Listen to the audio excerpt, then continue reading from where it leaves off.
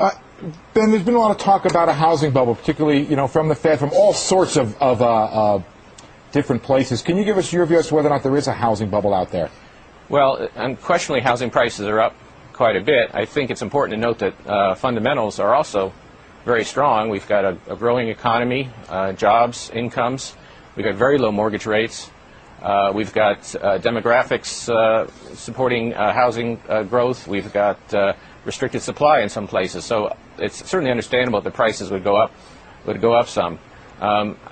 I don't know whether prices are exactly where they should be, but I think it's fair to say that much of what's happened is supported by the strength of the economy. Tell me, what is the worst case scenario? So we have so many economists coming on our air and saying, oh, this is a bubble and it's going to burst and this is going to be a real issue for the economy. Some say it could even cause a recession at some point. What is the worst case scenario if, in fact, we were to see prices come down substantially across the country? Well, I guess I don't buy your premise. It's a pretty unlikely possibility. We've never had a decline in house prices on a nationwide basis.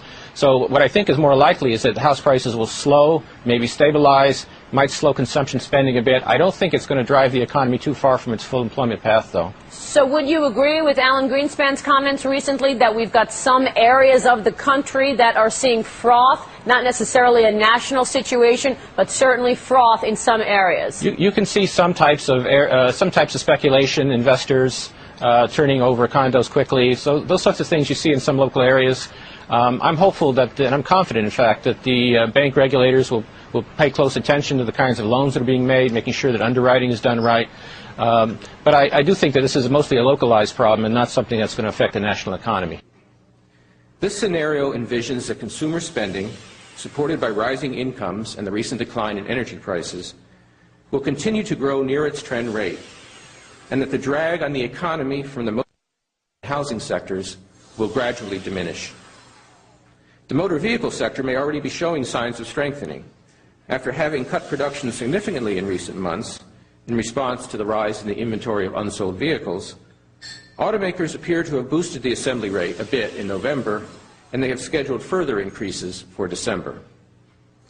The effects of the housing correction on real economic activity are likely to persist into next year, as I've already noted. But the rate of decline in home construction should slow as the inventory of unsold new homes is gradually worked down. There's plenty of liquidity out there. He said he did not sense a lack of liquidity in the market.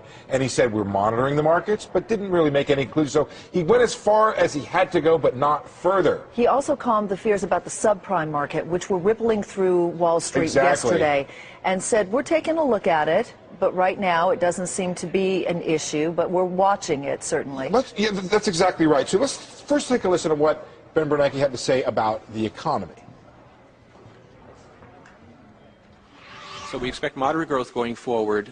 We believe that if the housing sector begins to stabilize, and if some of the inventory corrections that are still going on in manufacturing begin to be completed, that there's a reasonable possibility that we'll see some strengthening of the economy sometime during the middle of the year.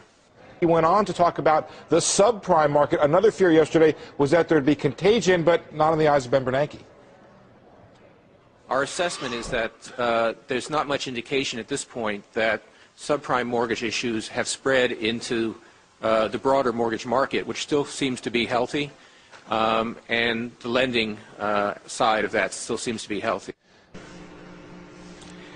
The pace of home sales seems likely to remain sluggish for a time, partly as a result of some tightening in lending standards and the recent increase in mortgage interest rates.